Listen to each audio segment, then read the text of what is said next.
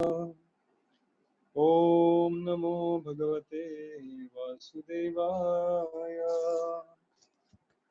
ओम नमो भगवते वासुदेवाय।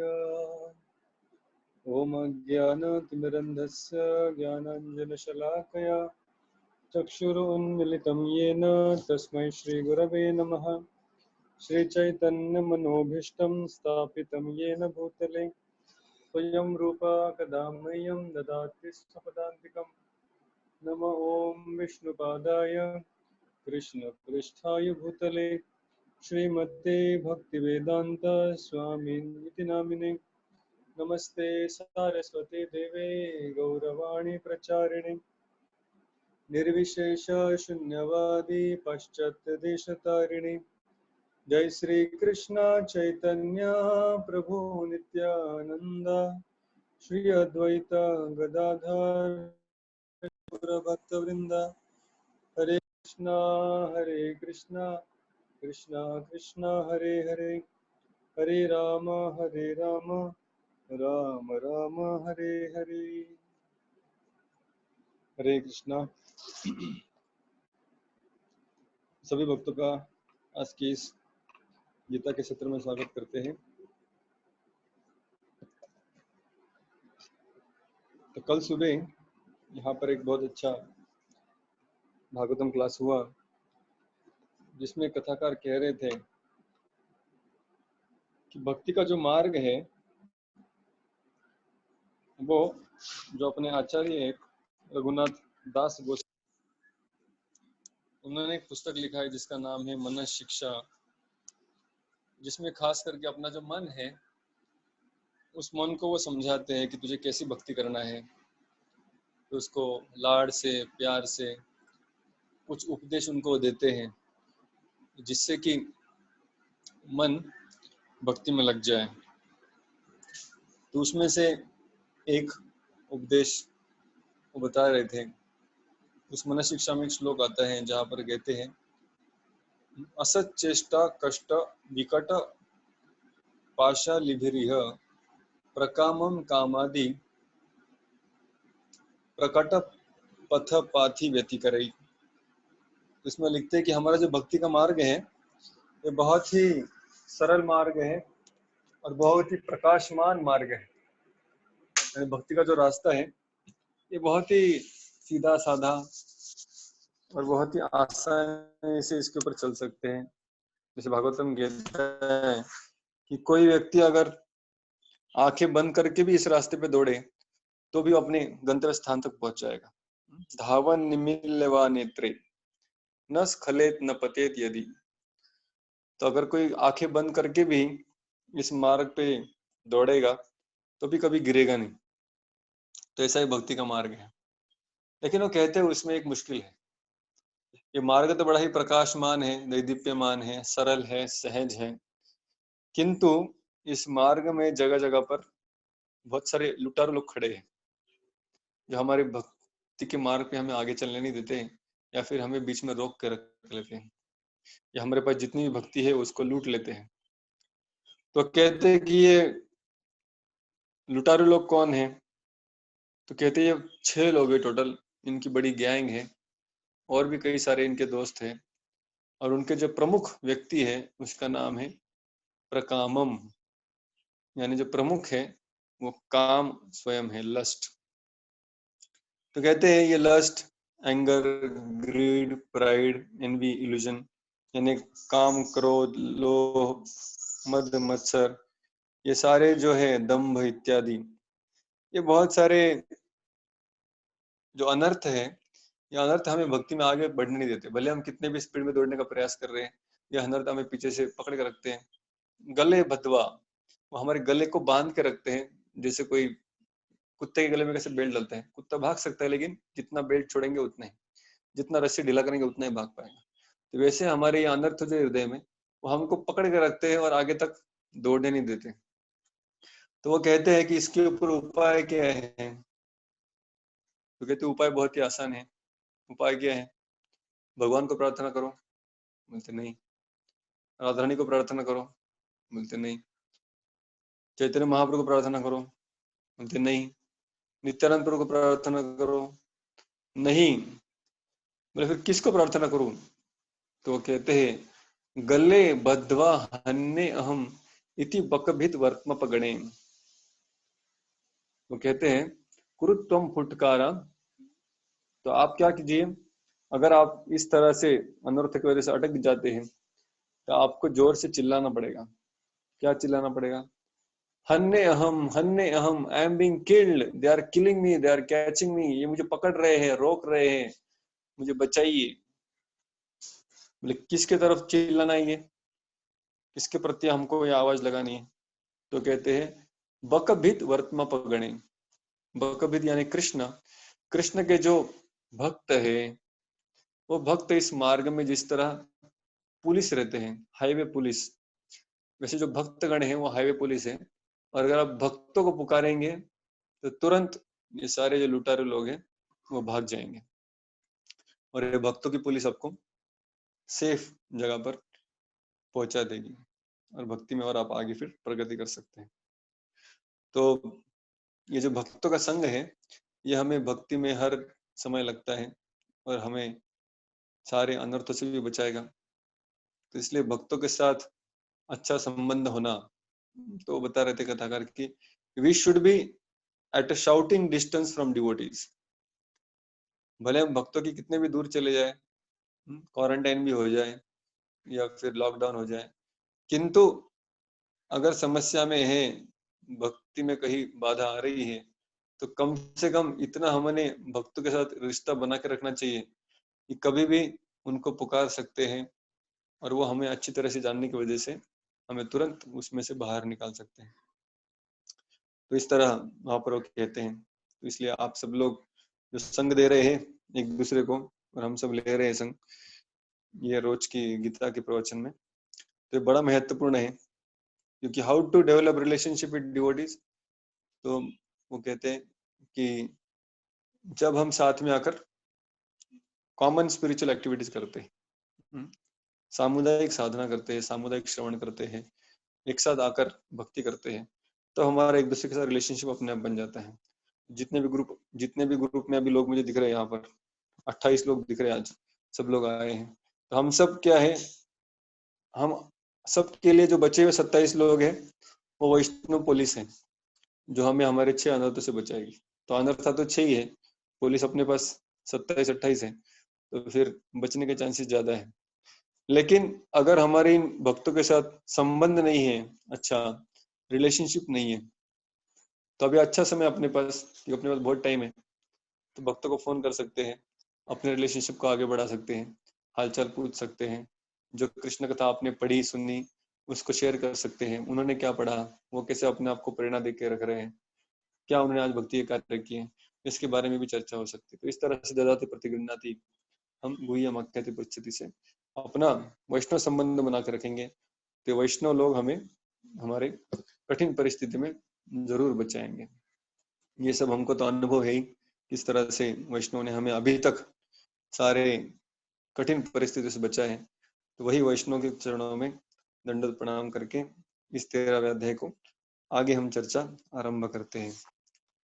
तो कल हमने जो ज्ञान के 20 लक्षण हैं उसके बारे में देखा। तो पुनः एक बार रिवीजन करेंगे कैसे ये जो अध्याय है, इसमें अर्जुन ने 6 प्रश्न पूछे थे। क्या क्या थे 6 प्रश्न? कोई बोल नहीं रहा है, सब लोग म्यूट लगते हैं, इसलिए बोल नहीं रहे। तो आप अपने आप से बोल सकते हैं क्या क्या थे 6 प्रश्न। पहले सेक्शन में क्या क्या बताया था? क्षेत्र और क्षेत्रज्ञ के बारे में बताया था।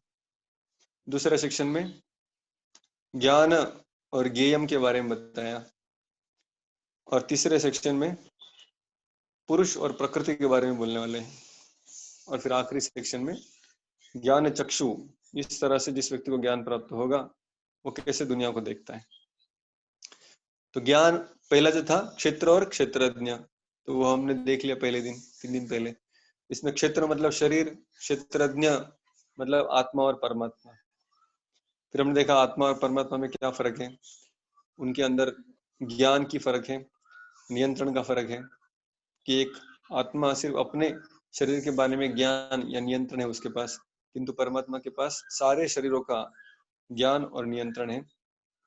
आत्मा च्युत है, कभी उसका पतन हो सकता है, माया के अधीन जा सकता है, किंतु परमात्मा है वो अच्युत है, हमने देखा।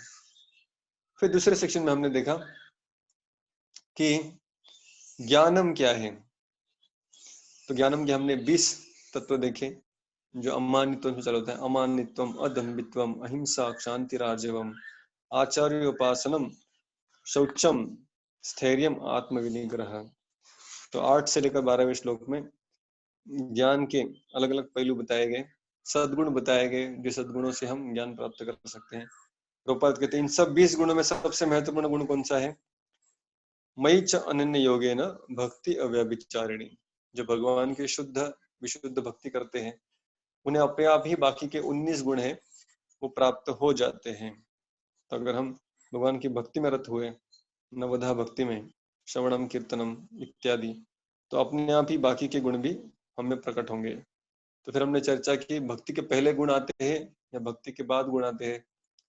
तो पहले हमें गुणों का आचरण जबरदस्ती नियम के रूप से बुद्धि के अनुसार हमें करना पड़ता है, और फिर भक्ति करना आसान हो जाता है। और फिर जब भक्ति करते हैं तो वास्तविक रूप में वो गुण, वो मूल्य हमारे हृदय में प्रकट हो जाते हैं। फिर हमें जबरदस्ती नम्र, जबरदस्ती सहनशील बनने की आवश्यकता नहीं रहेगी। फिर हम नेचुरली ही, स्वाभाविक रूप से सहनशील या नम्र या अमानित्वम बने रहेंगे। फिर हमने चर्चा की कैसे अमानित्वम जो गुण है वो बहुत महत्वपूर्ण है। प्रभुपाद ने उसकी व्याख्या क्या की थी? अमानित्वम यानी दूसरों से सम्मान की अपेक्षा न रखना। अमानत्वम, तो दूसरों से मान या सम्मान की अपेक्षा नहीं रखना, यही अमानित्वम है। तो अमानित्व मतलब सिर्फ अपने आप को कोसना या अपने आप को पतित समझना, ये अमानित्वम नहीं है, या ये नम्रता नहीं है। नम्रता मतलब हाँ, मुझ में क्षमता नहीं है किंतु भगवान में वो शक्ति है कि वो मुझे ऊपर उठा सकते हैं। तो इस तरह से हमने सारे गुणों के बारे में भी तात्पर्य से पढ़ा था। फिर हमने कल देखा कि कैसे ज्ञेयम मतलब परमात्मा के बारे में भगवान ज्ञान देते हैं। तो 13वें श्लोक से लेकर 13, 14, 15, 16, 17, 18, तो 13 से लेकर 18 तक 6 श्लोकों में भगवान परमात्मा के बारे में बताते हैं। उसका हमने कल चर्चा किया। ये जो परमात्मा है 13वें श्लोक में कहा वैसे ये अनादिम है, स्पिरिचुअल है, लेकिन सत असत से परे है। आगे हमने देखा कैसे ये परमात्मा सर्वव्यापी है, सब तरफ उनके हाथ पैर आंखें सर मुख दिखाई पड़ता है, क्योंकि हर शरीर में, हर अणु में, हर रेणु में भगवान परमात्मा के रूप में प्रस्तुत है, तो इसलिए वो सर्वव्यापी है। 14वें श्लोक में देखा। 15वें श्लोक में देखा कैसे वो विरोधाभासी गुण अपने आप में प्रकट करते हैं। एक तो वो सब इंद्रियों के स्वामी है, सब इंद्रियों को प्रकट करते हैं, इंद्रियों के स्रोत है, लेकिन खुद इंद्रियों के विरहित है, यानी उनकी इंद्रिय भौतिक इंद्रिय नहीं है, आध्यात्मिक इंद्रिय है। दूसरा था 15वें श्लोक में कि वो सब कुछ पालन करता है किंतु आसक्त नहीं है। तीसरा हमने देखा वो सब गुणों के भोक्ता है, फिर भी सारे गुणों के परे है, निर्गुण है। फिर 16वें श्लोक में भगवान ने कहा, और एक विरोधाभासी वाला श्लोक आया था कि मैं बाहर भी हूँ अंदर भी हूँ, इतना सूक्ष्म हूँ कि पास में होकर भी दूर हूँ, दिखाई नहीं दे पड़ता है। फिर भगवान ने 17वें श्लोक में कहा कि कैसे मैं अविभक्त हूँ, यानी मेरा विभाजन नहीं किया जा सकता, मैं पूर्ण हूँ, मुझे कोई काट नहीं सकता, लेकिन फिर भी मानव में विभाजित हो गया हूँ। इस तरह हर एक के हृदय में वही परमात्मा का अंश प्रकट होता है। प्रभुपाद सूरज का उदाहरण देते हैं तात्पर्य में, किस तरह सूरज एक ही है लेकिन सबके सर के ऊपर सूरज है। तो कितना भी दूर भागेंगे, 20 किलोमीटर 25 किलोमीटर, दूसरे सिटी में फोन करके पूछेंगे आपके पास सूरज है क्या, बोलेगा हाँ मेरे सर के ऊपर सूरज है। तो आपके सर के ऊपर भी उसके सर के ऊपर, दोनों के लिए अलग अलग है ऐसे प्रतीत होता है, किंतु दोनों एक ही है। तो वैसे परमात्मा, एक ही परमात्मा सबके हृदय में प्रस्तुत है, फिर भी अलग अलग भी लगता है, एक भी लगता है। फिर कहते हैं वही भगवान, वही परमात्मा 17वें श्लोक के दूसरे लाइन में, भूत भर्तुर्च तज्ञेयम ग्रसिष्णु प्रभविष्णु च। यही परमात्मा सृष्टि उत्पन्न करता है, सृष्टि का पालन भी करता है, लेकिन वही सृष्टि को फिर बिगाड़ता भी है। 18वां श्लोक और एक चौथा श्लोक आया विरोधाभास का, जिसमें भगवान ने कहा सारे प्रकाशमान चीजों का प्रकाश मैं प्रदान करता हूँ, लेकिन साथ साथ अंधकार का भी स्रोत मैं ही हूँ। क्योंकि इस दुनिया में जो भी है भगवान से आता है, फिर प्रकाश हो अंधकार हो दोनों मुझसे आता है। और फिर भगवान के आखिर में ज्ञानम ज्ञेयम ज्ञानगम्यम, ये तीनों भी चीज मैं हूँ। ज्ञान में हूँ, ज्ञान से प्राप्त करने वाला चीज में हूँ, और आखिरी गंतव्य उस ज्ञान के बाद जहाँ पहुंचना है ज्ञान गम्यम, वो भी मैं हूँ। तो ज्ञान भी मैं हूँ, ज्ञान का विषय भी मैं हूँ, और ज्ञान को पाने के पश्चात जहाँ पहुंचना है वो स्थान भी मैं ही हूँ। इस तरह हमने 18वें श्लोक तक कल चर्चा की, परमात्मा का स्वरूप देख लिया जो कि हमारा एक विषय था ज्ञेयम। तो अभी तक हमने क्षेत्र देख लिया, क्षेत्रज्ञ देख लिया, ज्ञानम देख लिया, ज्ञान के 20 लक्षण, अमानित्वम इत्यादि। फिर ज्ञेयम देख लिया, जिसमें परमात्मा का इन 6 श्लोकों में वर्णन आया था। अभी भगवान जितना भी कुछ बताया अभी तक उसको समराइज करते हैं कि ये मैं इतना अलग अलग सेक्शन बना के आपको सिखा रहा हूँ, किंतु ये वास्तव में कौन सा व्यक्ति जान पाएगा, तो उसका क्वालिफिकेशन सेट करते हैं ये सब कुछ समझने के लिए। तो 19वें श्लोक में भगवान कहते हैं इति क्षेत्रम तथा ज्ञानम ज्ञेयम चोक्तम समासतः मद्भक्त एतद् विज्ञाय मद्भावाय उपपद्यते। इति क्षेत्रम तथा ज्ञानम ज्ञेयम च उक्तम समासतः। अभी तक मैंने आपको क्या क्या बताया था, क्षेत्रम, ज्ञानम, ज्ञेयम, ये सारी चीजें मद भक्त एतद विज्ञाय, मेरे भक्तों के सब ज्ञान है। मद भावाय उपपद्यते, और ज्ञान होने के कारण वो मुझे प्राप्त करता है। भगवान यहाँ पर बताते हैं कि कौन सा व्यक्ति है जो इस सारे ज्ञान को समझ पाएगा। सिर्फ भक्त ही है जो भगवान को समझ पाएगा पूरी तरह से। तो यहाँ पर भगवान कर्मी, कर्म योगी, ज्ञान योगी या अष्टांग योगी मुझे समझ पाएगा ऐसा नहीं कहते। भगवान कहते हैं कि मद भक्त एतद विज्ञाय। तो इस 13वें अध्याय के 19वें श्लोक में भगवान कह रहे हैं कि मद भक्त एतद विज्ञाय, सिर्फ मेरा भक्त ही इस तरह से तत्वतः मुझे जान पाएगा। भाषांतर, याप्रमाणे क्षेत्र, ज्ञान आणि ज्ञेय यांचे संक्षिप्त वर्णन मी तुला सांगितले। केवळ माझा भक्तच हे पूर्णपणे जाणून माझ्या स्वभावाला प्राप्त होऊ शकतो। तात्पर्य, भगवंताने संक्षेपाने शरीर, ज्ञान आणि ज्ञेय यांचे वर्णन केले आहे। हे ज्ञान 3 तत्वांचे असते, ज्ञाता, ज्ञेय आणि ज्ञान मार्ग। या तिघांच्या एकत्रीकरणाला विज्ञान असे म्हणतात।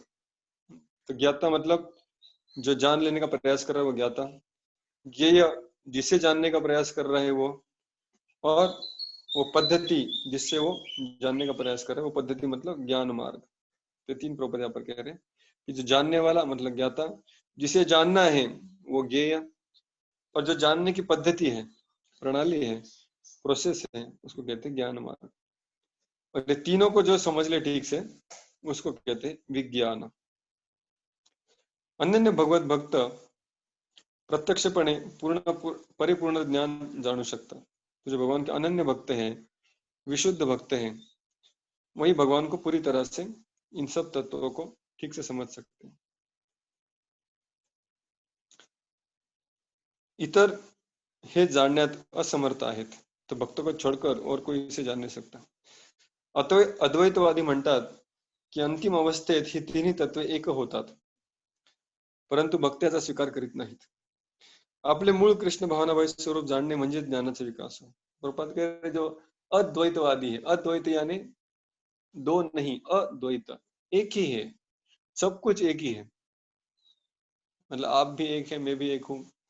तो साधारणतः भारत में घूमेंगे तो आपको ये लोग बहुत ज्यादा मिलेंगे अद्वैतवादी, क्योंकि रामानुजाचार्य ने भी अद्वैत का कुछ हद तक प्रचार प्रसार किया। शंकराचार्य ने भी प्रसार किया। तो दोनों में अद्वैत तो कॉमन था।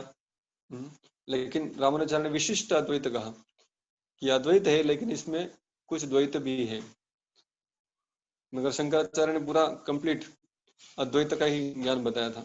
तो भारत में बहुतांश लोगों को मिलेंगे तो अद्वैतवादी ही मिलते हैं कि सब कुछ एक, क्या रे प्रभु जी महाराज, हम ही आखिर में वो ईश्वर है जिसको हम भज रहे हैं, हमको अभी से मालूम नहीं, कुछ दिन के पश्चात हम सब एक हो जाएंगे। भगवान क्या है, हम ही भगवान है, आप ही भगवान है, ये व्यक्ति भगवान है, ये दरिद्र व्यक्ति जो मंदिर के बाहर बैठा है यही नारायण है, दरिद्र नारायण। तो मंदिर में जाके नारायण की सेवा करने से अच्छा इसी दरिद्र नारायण की सेवा कीजिए।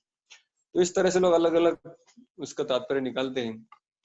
तो शिल प्रभुपाद के एक शिष्य, जैसे हम कल बता रहे थे कि बहुत सारे प्रभुपाद के शिष्य प्रभुपाद के साथ अमेरिका से आए थे। तो उसके कुछ ही दिन के बाद प्रभुपाद रामनवमी के टाइम पे आए, और उसी साल फिर ठंडी के दिनों में दिसंबर के समय वो कुंभ मेला के लिए चले गए इलाहाबाद। तो जो इलाहाबाद में गए तो वहां पर तो बहुत सारे साधु आए थे, और अलग अलग साधु अलग अलग प्रकार के प्रचार प्रसार करते थे। और फिर उसके पश्चात अमृतसर प्रभुपाद गए, और अमृतसर में वहां पर सारे साधुओं का सम्मेलन था, जहाँ पर अलग अलग साधु आकर अपना भाषण देने वाले थे। और इसमें ऑलमोस्ट सब लोग अद्वैतवादी या निराकारवादी थे। तो प्रभुपाद वहां पर बहुत जोरदार लेक्चर देते थे। तो प्रभुपाद ने एक बार गुरुदास प्रभु को भी लेक्चर देने के लिए कहा। तो गुरुदास प्रभु ने तो बहुत तूफान लेक्चर दिया, और उसमें अद्वैतवादों को बहुत झापा कि बोले जो मूर्ख लोग होते हैं जो सब कुछ एक समझते हैं, हम और भगवान एक नहीं है, हम अलग हैं। इस तरह उन्होंने बहुत गाली गलौज करके लेक्चर दिया। तो उसमें कई सारे लोग बहुत नाराज हो गए कि अरे कैसे कैसे बोल सकते हैं लोग, इतना भयंकर गाली देते हैं। तो एक महाराज बहुत आर्गुमेंट कर रहे थे, लेकिन फिर भी वो संतुष्ट नहीं हुए। तो आखिरी में शाम के समय गुरुदास प्रभु के रूम में आ गए। बोले सुबह आपको तो जो बोलना था आपने बोल दिया, लेकिन अभी मेरी सुनो, हम एक्चुअली हम सब एक, हम में और भगवान में कोई अंतर नहीं। अभी हम सिर्फ माया में, इसलिए हम जानते नहीं, जैसे ही माया का पर्दा हट जाएगा हम सब भगवान बन जाएंगे। तो गुरुदास प्रभु समझा रहे थे कि नहीं, ऐसा नहीं हो सकता। बोले सुबह तुम समझा नहीं, अभी भी तुमको वही बोलूंगा, मैं चेंज नहीं करूंगा मेरा फिलोसफी। प्रभुपाद हमारे ऐसे कहते, भक्तिवेदांत स्वामी से प्रभुपाद ने लिखा है, गीता ऐसा कहती है। तो समझा रहे थे। तो अचानक वो जो साधु था उसके मन में एक दृष्टांत आया। वो साथ में एक ब्लैंकेट लेके आया था, उसका खुद का ब्लैंकेट जिसको ओढ़ के सोने वाला था, और उस ब्लैंकेट का उसने एक धागा सेपरेट निकल के लाया था उसमें से फाड़ के। तो उसने कहा कि देखिए महाराज, ये एक धागा है और यही धागे का ये ब्लैंकेट बना है।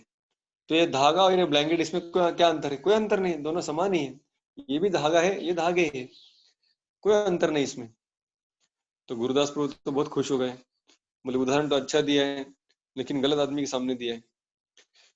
तो फिर गुरुदास प्रभु ने क्या किया, जैसे उसने एक हाथ में ब्लैंकेट पकड़ा था, एक हाथ में वो ब्लैंकेट का धागा पकड़ा था, गुरुदास प्रभु ने उसका ब्लैंकेट छीन लिया। बोले ठीक है, आप जो बोलते हो वो सही है, अभी आप ये धागा लेके चले जाओ, ब्लैंकेट में रख लेता हूँ, आपका फिलोसफी मान गया मैं। तो साधु थोड़ा खुश हो गया, लेकिन नाराज भी हो गया कि ब्लैंकेट नहीं मिल रहा। तो चला गया अपने रूम पे सोने के लिए। ठंडी के दिन थे, कुंभ मेला की बात के दिन थे, जनवरी का महीना था भारत में, और अमृतसर में रह रहे थे। कड़ाके की ठंडी थी। 2 घंटा सोने का प्रयास किया उसने, लेकिन उसको बड़ी ठंडी लग रही थी। तो बहुत ही दीन दुबले स्वभाव में फिर गुरुदासपुर के रूम पे आया। बोले यार महाराज, वो ब्लैंकेट दे दो मुझे। बोले पहले मैंने जो कहा वो उसको स्वीकार करो कि सब कुछ एक नहीं है, दोनों में अंतर है। बोले आप जो भी का फिलोसफी सब कुछ मैं समझता हूँ, मेरा ब्लैंकेट दे दीजिए, मुझे नींद नहीं आ रहा है। तो गुरुदासपुर ने कहा सिर्फ ऐसा बोलने से नहीं होगा, कल सुबह तुमको स्टेज पे जाके भक्तिवेदांत स्वामी से माफी मांगना पड़ेगा कि, और बोलना पड़ेगा आपका जो सिद्धांत है वही सबसे उच्च सिद्धांत है। तो फिर वो ऐसे मान लिया, और एक्चुअली दूसरे दिन जाकर उसने प्रभुपाद से माफी भी मांगी और कहा कि आपके शिष्य बड़े चतुर है और तत्व ज्ञान को सही तरह समझे हैं। तो कहने का मतलब है बहुतांश लोग ये तीनों तत्व मतलब आत्मा और परमात्मा, इन दोनों को खास करके समान ही समझते हैं। और जब दोनों को समान समझ लिया तो प्रभुपाद इसके बहुत खिलाफ थे कि जीव कभी भगवान नहीं बन सकता, भगवान में और जीव में हमेशा अंतर रहेगा। तो ये बताने के लिए प्रभुपाद हमेशा बेताब क्यों रहते थे, क्यों प्रभुपाद इस अद्वैत के खिलाफ प्रचार करते थे? क्योंकि भक्ति ऐसा मार्ग है जो बार बार भगवान यहाँ पे कह रहे, जैसे यहाँ पे कहा मत भक्त एतद विज्ञाय, ये अगर जानना है तो भक्त बनना पड़ेगा।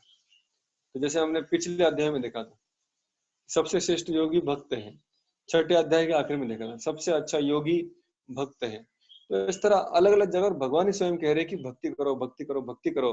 लेकिन भक्ति करने के लिए सबसे महत्वपूर्ण क्वालिफिकेशन या जरूरी चीज समझना क्या है कि मैं और भगवान अलग अलग हैं, भगवान महान है और मैं तुच्छ हूँ। तो इस तरह जब भावना होगी तभी जाकर एक सेवक बनकर हम उस मालिक की सेवा कर पाएंगे, और उस सेवा को ही फिर प्रेममय सेवा, डिवोशनल सर्विस, भक्ति कहा जाता है।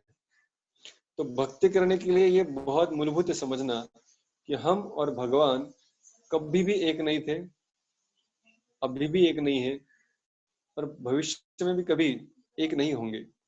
हम हमेशा अलग ही रहेंगे, हम हमेशा अपने स्थान में रहेंगे, सबॉर्डिनेट भगवान के सेवक के रूप में रहेंगे, और भगवान हमेशा हमारे सेवित स्वामी रहेंगे। तो स्वामी और सेवक का जो नाता है ये शाश्वत है, ये कभी खत्म नहीं होता। तो प्रभुपाद को जब जब मौका मिलता है तब तब प्रभुपाद इस तत्व को स्थापन करेंगे, गीता के तात्पर्य हो या भागवत के तात्पर्य हो।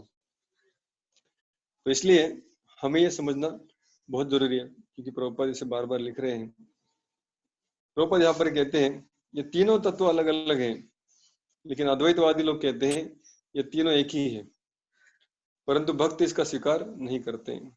प्रभुपाद पुढे लिहितात तात्पर्यामध्ये, आपले मूळ कृष्ण भावना भावित स्वरूप जाणणे म्हणजे ज्ञानाचा विकास होय।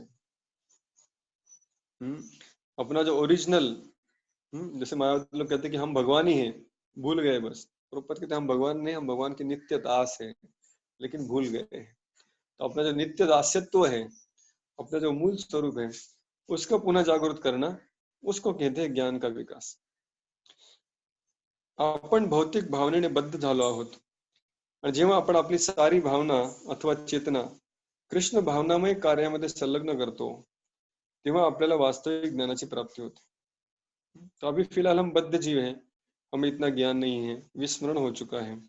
लेकिन जब हम कृष्ण चेतना को भक्ति के कार्य में लगते लगते कृष्ण चेतना को विकसित करेंगे, तब धीरे धीरे सारी जानकारी, सारा ज्ञान हमें प्राप्त हो जाएगा।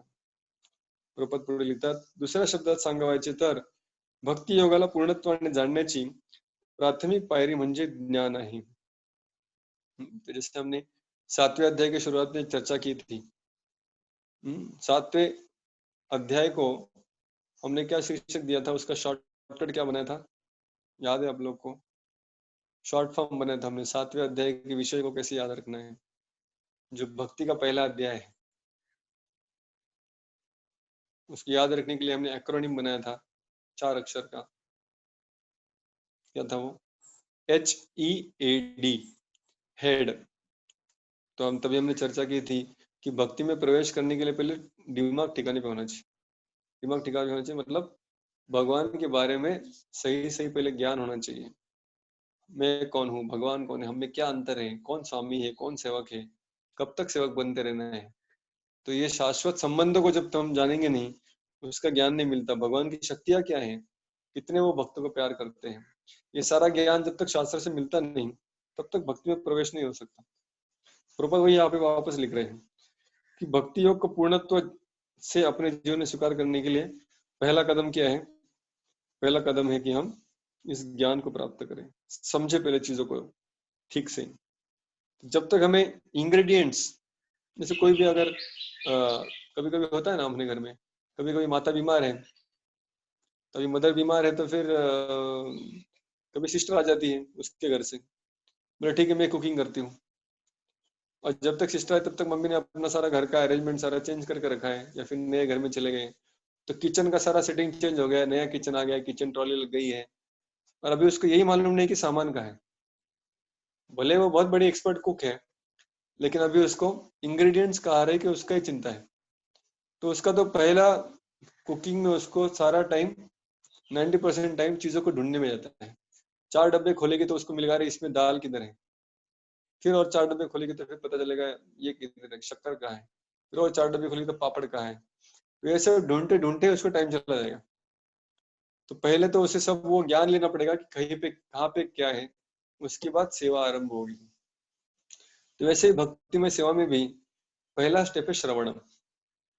श्रवणम यानी चीजों को पहले ठीक से समझ लो, कोई घाई नहीं है, ठीक है।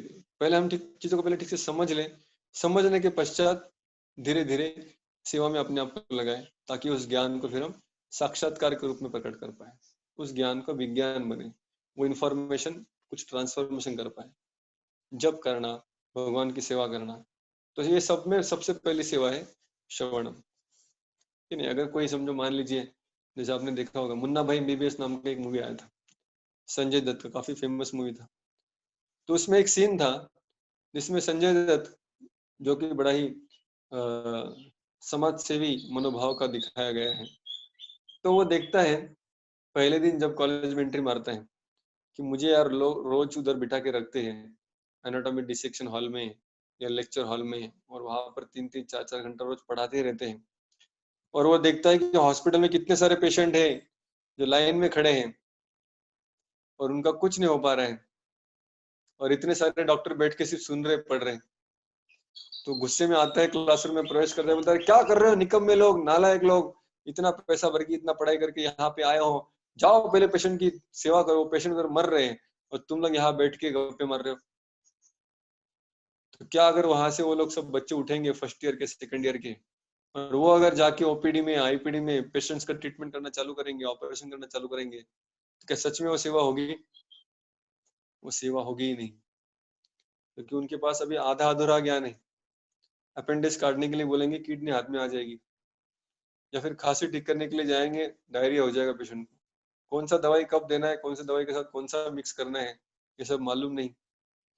तो जब आधा ज्ञान है तो क्या होता है, हानि ज्यादा करते हैं, फायदा कम होगा, हानि ज्यादा होगी।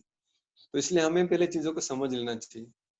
कई कई बार हम अपने आप को भक्त घोषित करने के लिए बहुत उतावले हो जाते हैं कि मैं भक्त बन गया हूँ, अभी मुझे सब लोग भक्त कहिए। लेकिन भक्त क्या है ये पहले समझना चाहिए।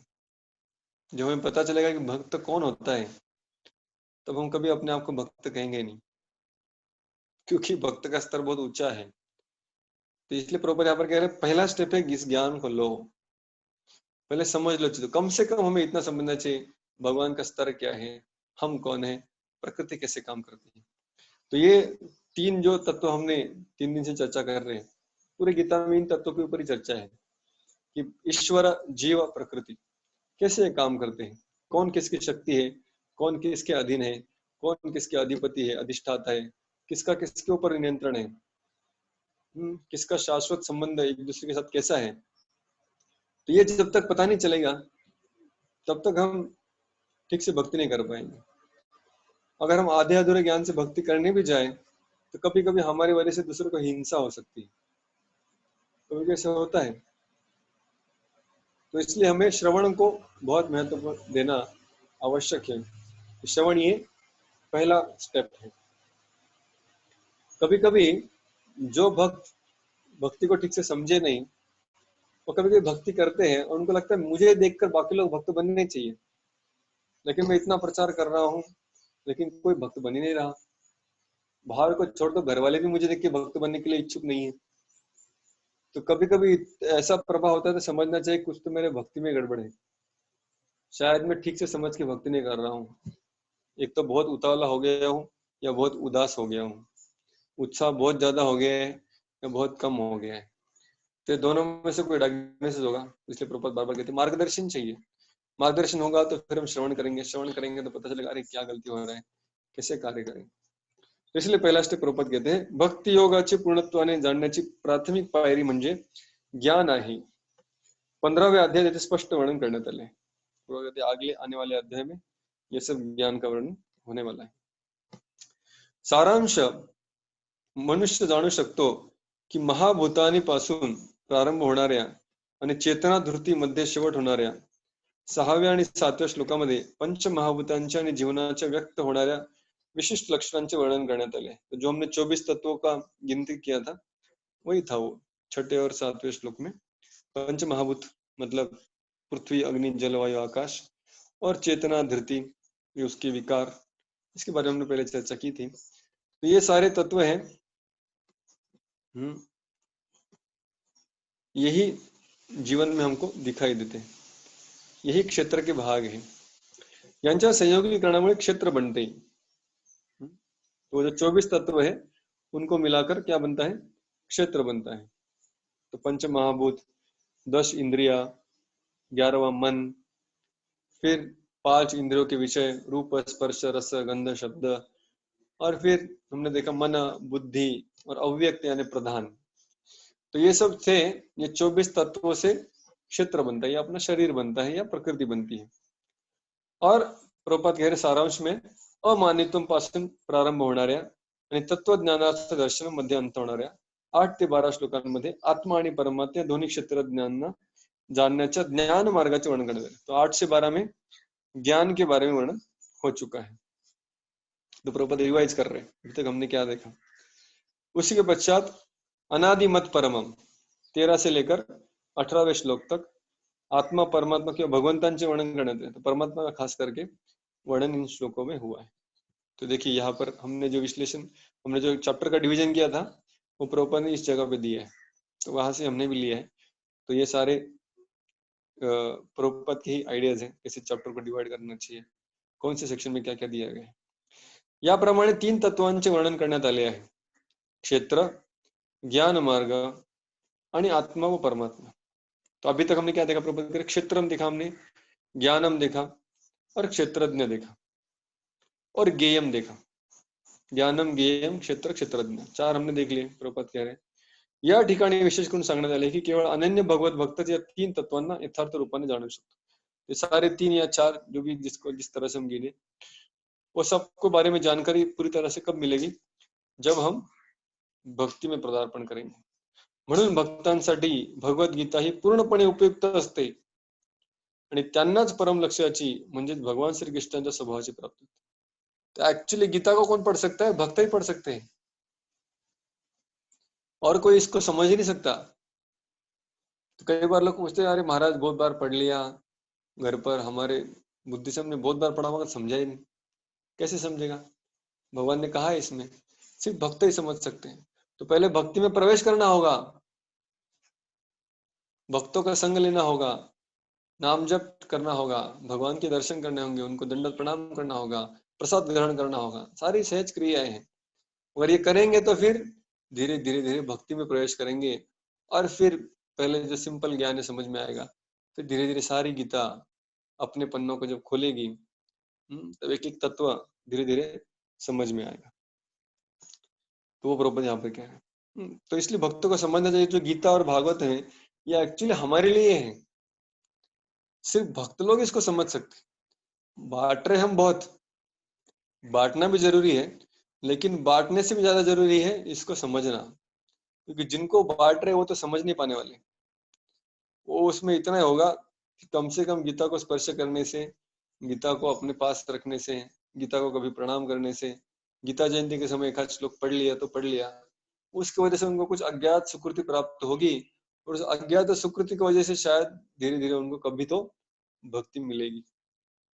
तो वो तो बहुत समय के पश्चात भक्ति मिलने के बाद उसको समझेंगे, लेकिन आज की तारीख में हमें इसको समझना पहले जरूरी है। तो प्रभुपाद कहते हैं यहाँ पर कि केवल भक्त ही इसको समझ सकते। दुसऱ्या शब्दात सांगायचे तर केवळ भक्तच भगवद्गीता यथार्थ रूपाने जाणून इच्छित फल प्राप्त करू शकतो, इतरांना ते शक्य नाही, अन्य लोग के लिए मुमकिन नहीं है, सिर्फ भक्त इसको समझ सकता है।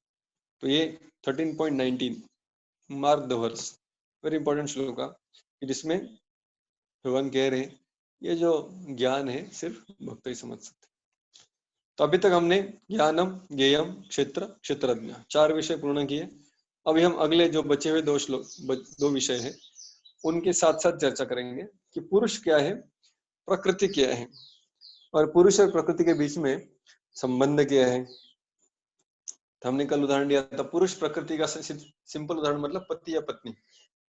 तो पति का पुरुष समझिए, पत्नी का प्रकृति समझिए, तो दोनों के बीच में क्या संबंध है? थोड़ा बहुत वैसा ही संबंध पुरुष और प्रकृति के बीच में यहाँ पर हमें दिखाई देगा। तो यहाँ पर अभी 20वें श्लोक में भगवान कह रहे हैं, तो पुरुष यानी शक्तिमान, आसान शब्दों में समझने के लिए, और प्रकृति यानी उस शक्तिमान की शक्ति। तो भगवान पुरुष है, तो भगवान की सारी शक्तियां उनकी प्रकृति में आ गई। तो अंतरंग शक्ति, बहिरंग शक्ति, तटस्थ शक्ति, माया देवी, राधा रानी या जीव, ये सारे भगवान की शक्ति में आ गए, मतलब उनकी प्रकृति हो गए। ठीक है, तो प्रकृति को स्त्रीवचनी कहा गया यहाँ पर, क्योंकि वो आश्रित है, शक्तिमान के ऊपर शक्ति आश्रित होती है।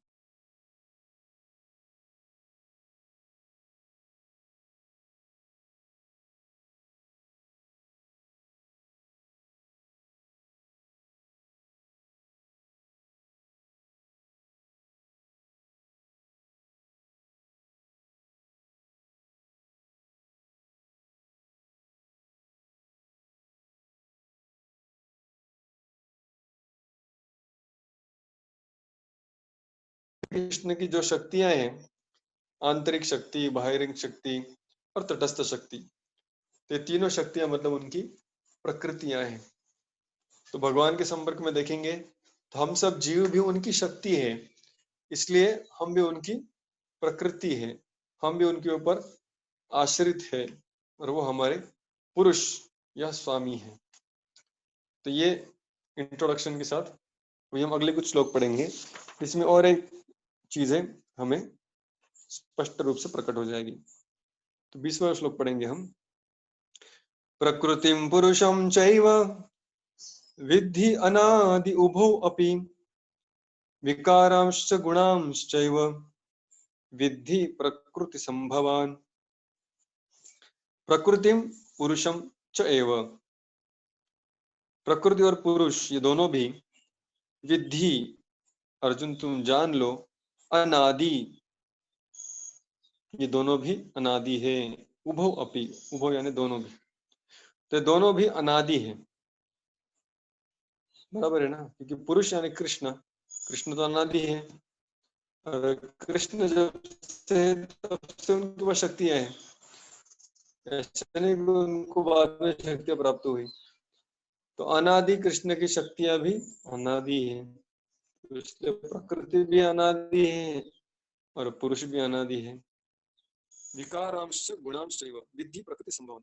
लेकिन हमें जो यानी दुनिया में जो अलग अलग परिवर्तन दिखते हैं, गुणांश जो सत्वगुण, रजगुण, तमोगुण दिखते हैं, ये कहा, ये किसके भाग हैं? सृष्टि में अलग अलग बदल दिखते हैं, परिवर्तन ही संसार का नियम है ना।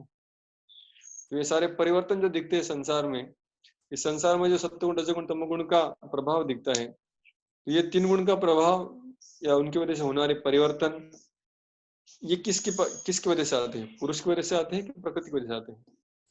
तो वो कहते हैं विद्धि प्रकृति संभवान। तो ये प्रकृति के तीन गुण होते हैं।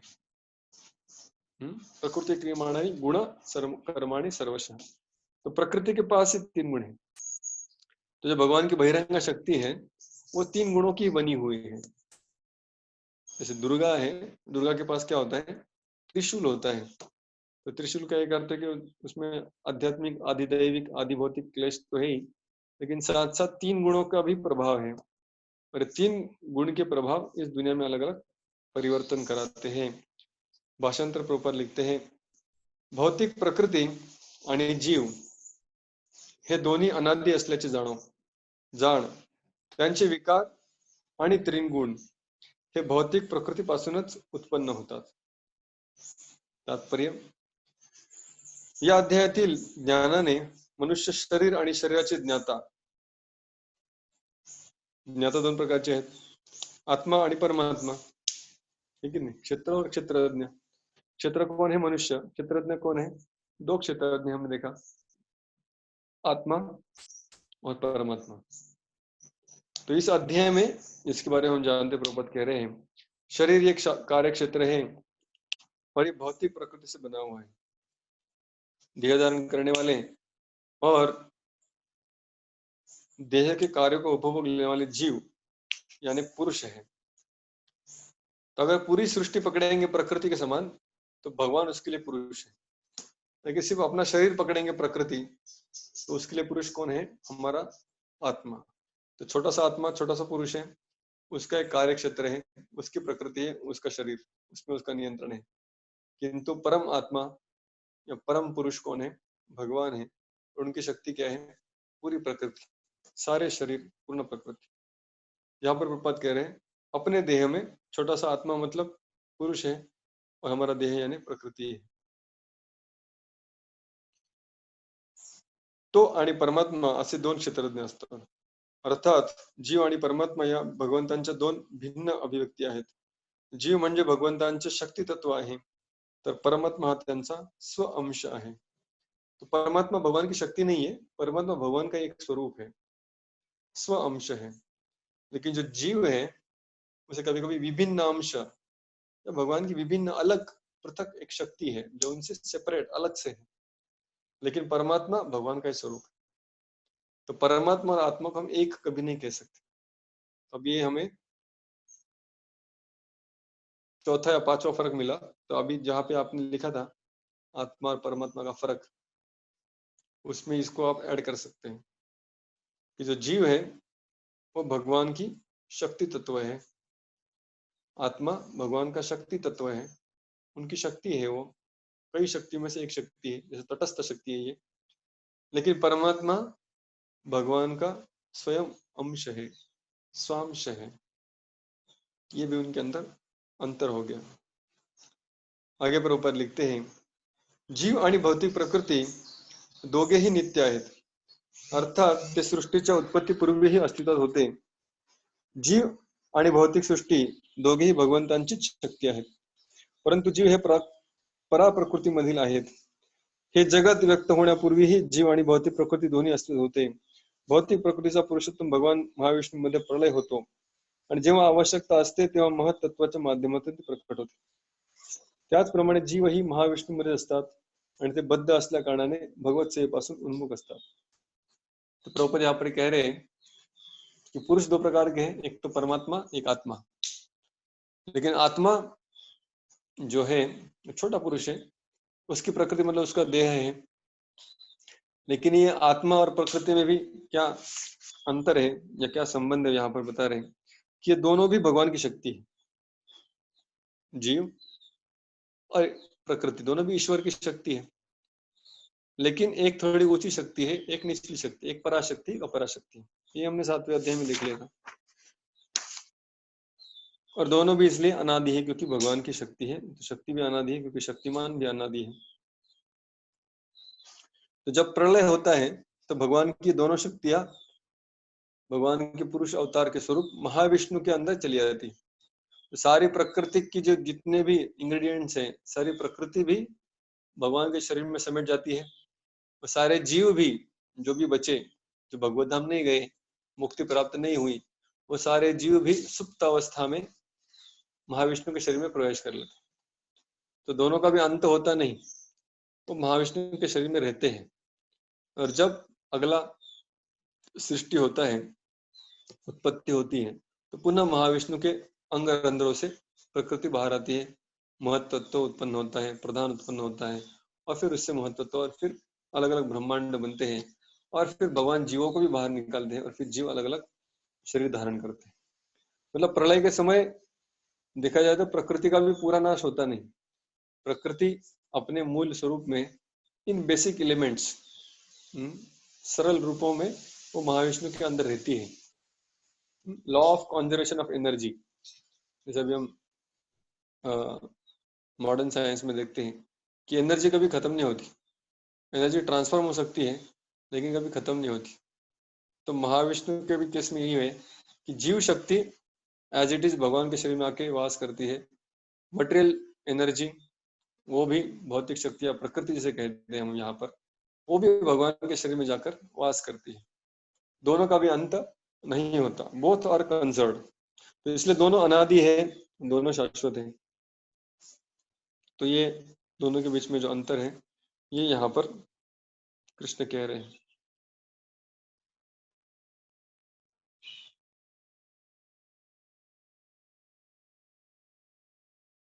21वां श्लोक।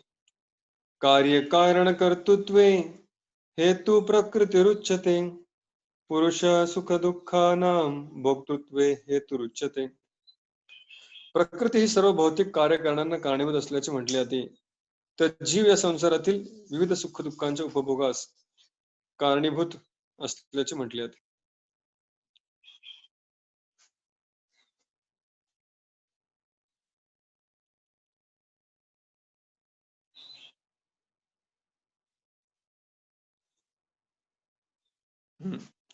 यहाँ पर कह रहे हैं कि अभी इस प्रकृति और जीव का अलग अलग कार्य क्या है। तो जो हमने देखा था ट्राइड, 3 लोग, वापस उस डायग्राम में जाएंगे हम, जिसमें हमने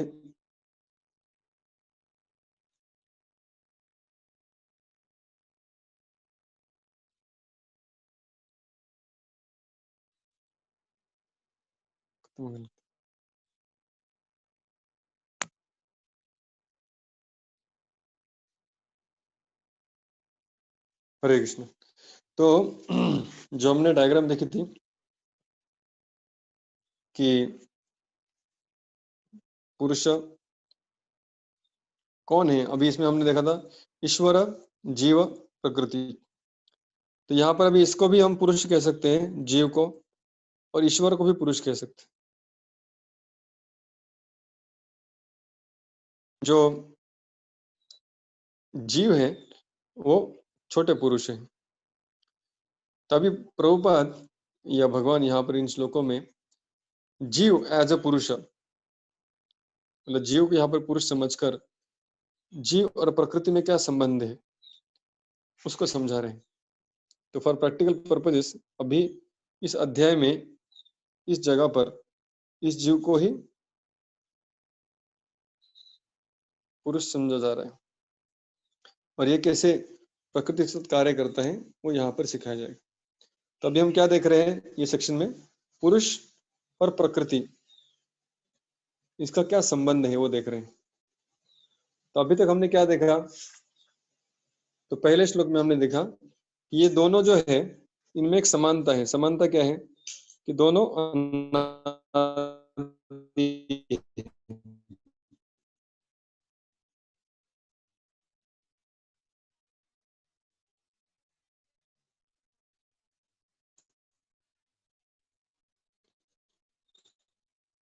यानी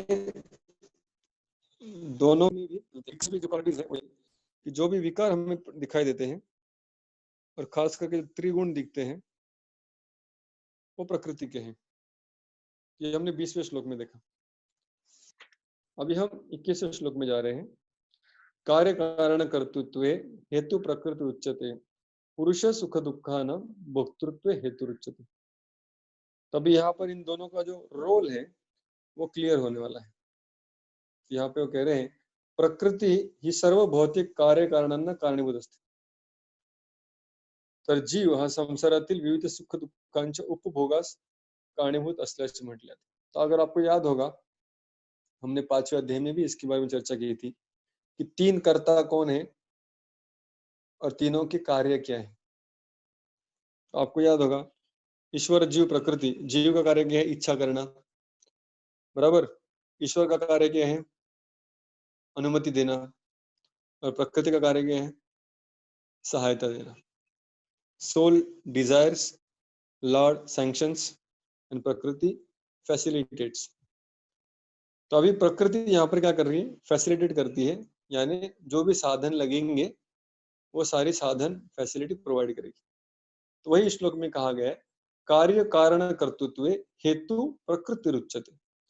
तो प्रकृति का हेतु या पर्पज या काम क्या है, कार्य कारण कर्तृत्व। जो भी जीव की इच्छा है उसको पूर्ण करने के लिए जो भी सामग्री लगेगा, अलग अलग पदार्थ लगेंगे, वो सब जमा करके देना, वो काम किसका है, प्रकृति का है। तो कार्य कारण कर्तृत्व, तो ये क्या क्या देगी, कार्य कारण, यानी यहाँ पे इसको कह सकते हैं सामग्री प्रोवाइड करती है। और दूसरा जीव का काम, अगले लाइन में प्रभुपाद भगवान कहते हैं 21वें श्लोक में, पुरुष सुख दुखान भोक्तृत्व हेतुच्यते। तो इच्छा किसकी थी? जीव की थी। तो इसलिए आखिर में जो फल आएगा, अच्छा या बुरा, उसका उपभोग कौन लेगा? जीव लेगा, क्योंकि इनिशिएटिव उसका था ना। तो भले बाद में कितने लोग भी गलती करें, लेकिन स्टार्टिंग में इच्छा किसकी थी? किसकी इच्छा के लिए उन्होंने सबने मिलकर चोरी की? तो वो आदमी को पहले पकड़ा जाएगा। तो भले गाड़ी ने ठोका, वो गाड़ी को नहीं पकड़ते, गाड़ी को कौन चला रहा था उसको पकड़ते। तो वैसे शरीर जो प्रकृति का बना हुआ है, वो सिर्फ सहायता देता है, सामग्री प्रदान करता है, इंस्ट्रूमेंट देता है, उपकरण देता है कुछ करने के लिए। लेकिन जीव ने इच्छा की थी, इसलिए सारा भुगतना तो उसको ही पड़ता है। पुरुष सुख दुखाना भोक्तृत्व। तो सुख दुख का भोक्ता कौन रहेगा? जीव ही रहेगा। तो हमने कहा था तभी, जिम्मेदार कौन होगा? जीव होगा। तो प्रभुपाद उसके बारे में तात्पर्य बताएंगे। तात्पर्य, जीवांचे निरनिराळ्या प्रकारची शरीरे आणि इंद्रिय ही भौतिक प्रकृतीमुळे उत्पन्न झालेली असतात। तो हमने देखा, जो शरीर मिला है वो प्रकृति से आए हैं। शरीर, इंद्रिया, ये सारे प्रकृति ने प्रदान किए, तो फैसिलिटेट किया, सामग्री प्रदान किया। जीवांच्या 84 लक्ष भिन्न भिन्न योनी आहेत आणि या सर्व वैविध्यपूर्ण योनी भौतिक प्रकृतीमध्ये उत्पन्न होतात।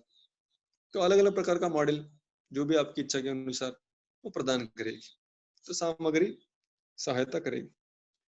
त्या जीवाच्या निरनिराळ्या इंद्रिय सुखाच्या कामनांमुळे निर्माण होतात।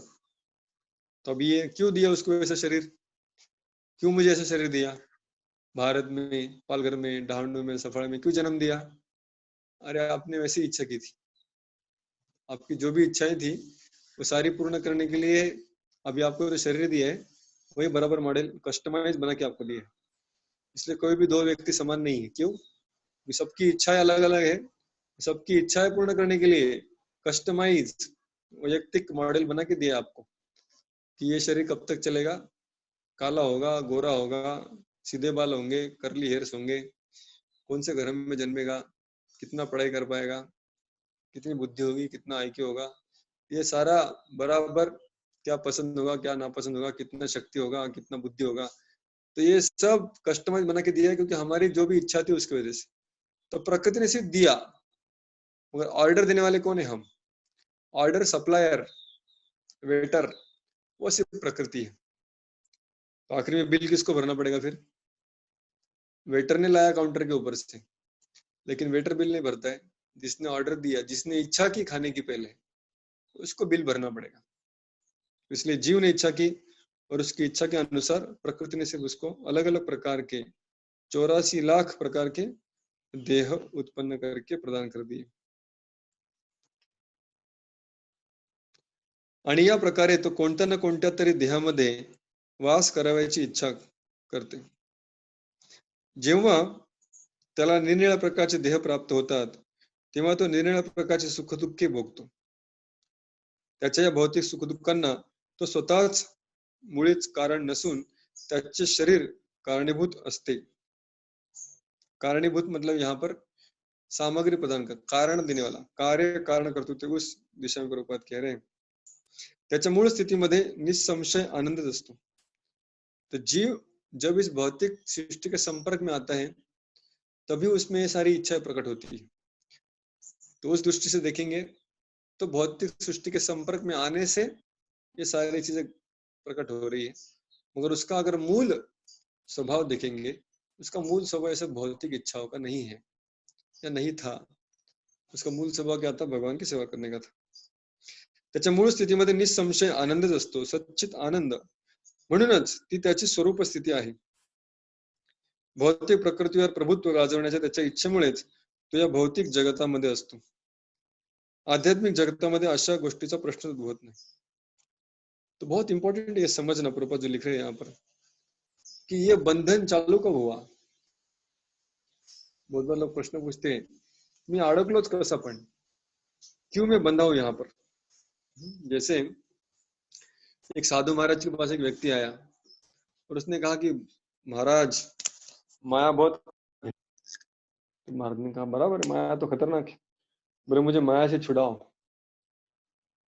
तो साधु महाराज ने थोड़ी देर सोचा, इसको माया से कैसे छुड़ाऊं मैं, मेरे से तो नहीं छूटेगी इसकी माया। तो साधु महाराज तुरंत अपने झोपड़ी से उठे, बाहर भागे जोर से, और उनके आंगन में जो एक वृक्ष था, उस वृक्ष को पकड़ लिए पक्का, और पकड़ के कस के पकड़ा और चिल्लाने लगे, छोड़ो मुझे, छोड़ो मुझे, छोड़ो मुझे।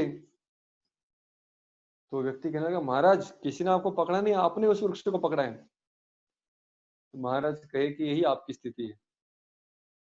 साधु ने कहा कि माया ने आपको नहीं पकड़ा है, किंतु हमने माया को पकड़ा है। तो अगर छोड़ना किसी के हाथ में है, जिसने पकड़ा है उसके हाथ में है। लेकिन क्यों हम माया के पकड़ में आते हैं, या क्यों माया को हम पकड़ना चाहते हैं, या कब से हम माया को पकड़ रहे हैं, पहला गलती हमने क्या किया, तो वो हमें जानना जरूरी है।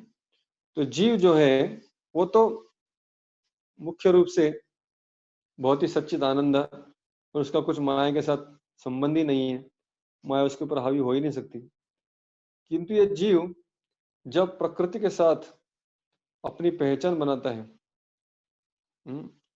जैसे जीव जो है, जैसे यहाँ पर मैं कुछ एक ड्राइंग बना के समझ सकते इसको हमें, कि जीव अपने आप में तो प्रकृति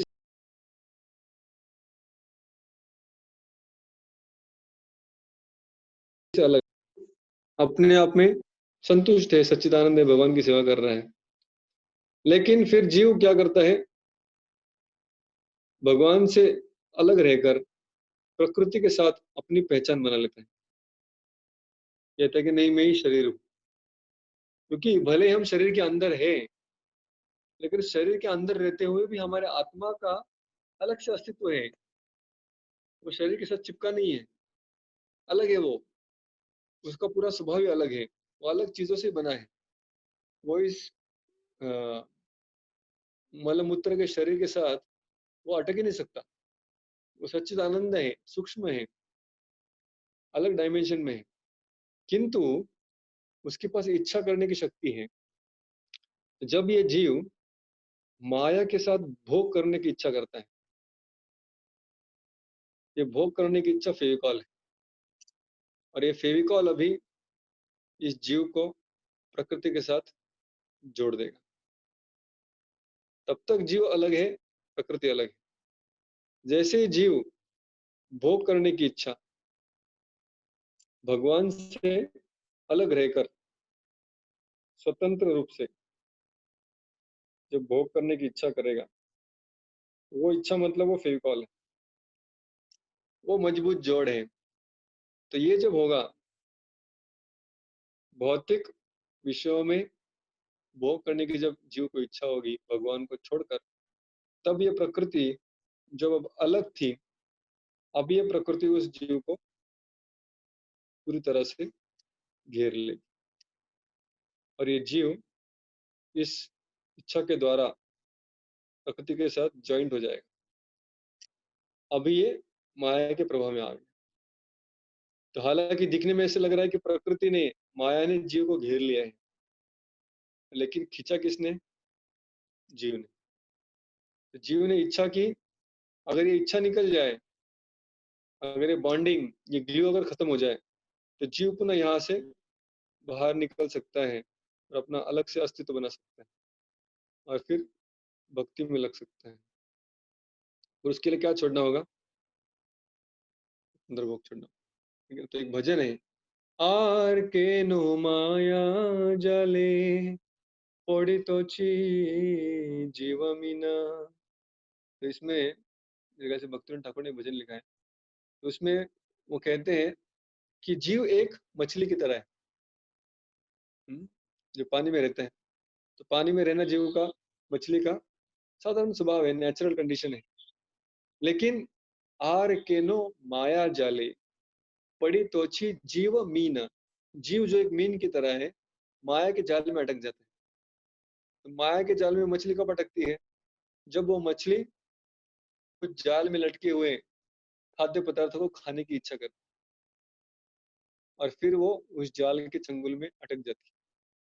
तो कहते हैं अति तुच्छ भोग आशे बंदी हो माया पाशे। तो माया के पास में जीव बद्ध कब होता है? अति तुच्छ भोग आशे। एक्चुअली भक्ति के सागर के तुलना में, उस सागर में मछली को खाने के लिए कितना कुछ है, बहुत कुछ है। उसका खुद का जिंदगी नहीं, उसके आगे पीछे की पीढ़ियां भी उस सागर के बलबूते भी जी रही।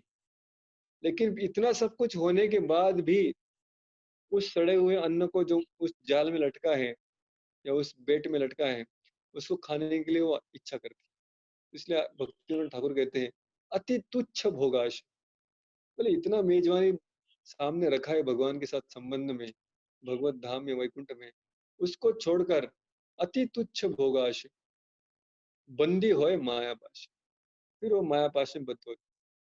नहीं जानी बद्ध होई रोबे तुमी चीर दीन।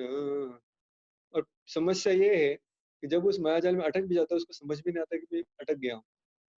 नहीं जानी बद्ध हो बे, कि बद्ध हो गया उसको जान समझ में भी नहीं आता। रहो तुम्ही चीर दीना। और ऐसे हम कितने जन्मों से, चीर काल से इस तरह ही बद्ध जीवन जीते जा रहे हैं और भूल गए यार ये पूरा समुद्र पड़ा है। तो वो कहते हैं एखोन भक्ति बले कृष्ण प्रेम सिंधु जले। अगर हम भक्ति का बल लगाएंगे, श्रवण कीर्तनम हरिनाम स्मरण इत्यादि, एखोन भक्ति बले, इस भक्ति के बल से कृष्ण प्रेम सिंधु जले। अगर वो जीव ताकत लगाएगा भक्ति की, तो फिर उस जाल से बाहर जम मार सकते हैं। कैसे? मगर भक्ति के बल द्वारा। एखोन भक्ति बले कृष्ण प्रेम सिंधु जले। तो बाहर क्या है? बाहर पूरा कृष्ण सिंधु जले, कृष्ण प्रेम का बड़ा सागर है बाहर सब तरफ। लेकिन उस सागर को छोड़कर वो अभी जाल में अटक गए हैं। क्रीड़ा कोरी आना या से था को तुम्हें चीरा देना। तो अगर आप इसमें आएंगे इस सागर में, तो क्या करेंगे? क्रीड़ा करेंगे बस। क्रीड़ा यानी लीला। तो भगवान की लीला का अगर हम भाषांतर करना चाहिए एक शब्दों में, तो उसको कहते हैं क्रीड़ा, यानी खेलना है बस। लीला मतलब क्या है? खेल कूद है भगवान के लिए। लीला मतलब और कुछ नहीं, भगवान खेलते रहते। तो उनके साथ खेलने का चांस मिलेगा, उनके साथ लीला में भाग लेने का चांस मिलेगा। उसका समुंदर बाहर पड़ा है, लेकिन फिर भी भोग करने की तुच्छ इच्छा से वो प्रकृति को पकड़ के रखता है, उसको छोड़ता नहीं। सिर्फ ये अगर भोग करने की इच्छा हम छोड़ दें, तो ग्लू निकल जाएगा, मुंह से बेट निकल जाएगा, मछली तुरंत जाल से बाहर निकल के भक्ति के बल पर ही वो हो सकता है। अपने खुद की इच्छा से भोग की इच्छा को त्याग करना बड़ा मुश्किल है, क्योंकि जब तक हमें इस भोग से ज्यादा बड़ा भोग कुछ मिलता नहीं। अभी हम भोग कर रहे हैं, लेकिन जो राज भोग मिलेगा, भगवान का प्रसाद मिलेगा, उच्च रस प्राप्त होगा, कीर्तन में आनंद होगा, गीता में आनंद मिलेगा, भक्तों के संग में आनंद मिलेगा, प्रसाद में आनंद मिलेगा। तो उस आनंद की शक्ति से, उस भक्ति की शक्ति से फिर हम कृष्ण प्रेम में हमेशा हमेशा के लिए भगवान के साथ क्रीड़ा कर सकते हैं। तो ये इस श्लोक में बताया जा रहा है। तो प्रभुपाद तात्पर्य में ये सब लिखते हैं। तो जो भी बद्धता हुई है उसके जीवन में, उसके लिए कारण वो जीव की इच्छा है। जब वो भौतिक प्रकृति के संपर्क में आता है, तब वो इच्छा प्रकट होती है। आध्यात्मिक जगत हे विशुद्ध आहे, परंतु या भौतिक जगतात निरनिराळ्या प्रकारची शारीरिक सुखे प्राप्त करण्यासाठी सर्वजण अतिशय कठीण परिश्रम करत आहेत।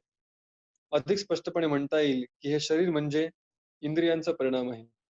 इंद्रिय ही कामनापूर्ती करण्याची साधने आहेत। आता शरीर आणि साधन स्वरूप इंद्रिय ही भौतिक प्रकृतीद्वारे प्रदान केली जातात।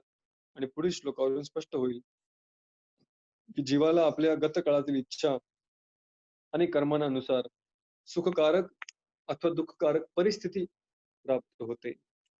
मनुष्याच्या इच्छा आणि कर्मानुसार भौतिक प्रकृती त्याला विविध प्रकारची निवासस्थाने यानी बॉडीज, शरीर पुरविते। जीव स्वतःच अशा निवासस्थानाला आणि त्यापासून प्राप्त होणाऱ्या सुख दुःखास कारणीभूत असतो. ये प्रभुपाद अभी लिख रहे हैं कि यहाँ पर लिख रहे हैं, जीव जिम्मेदार है, ना कि भौतिक प्रकृति। भौतिक प्रकृति सिर्फ प्रलोभन दिखाती है, लेकिन डिसीजन आपका है। एडवर्टाइज करने वाले तो एडवर्टाइज करते रहेंगे, लेकिन आखिर में खरीदना है कि नहीं खरीदना है वो तो आपके पास इच्छा है ना। वो ताकत आपके पास है कि पैसा निकाले कि नहीं निकाले। तो वो जीव की आखिरी इच्छा होगी, क्या मुझे भगवान के साथ रहना है या माया शक्ती के साथ रहना है।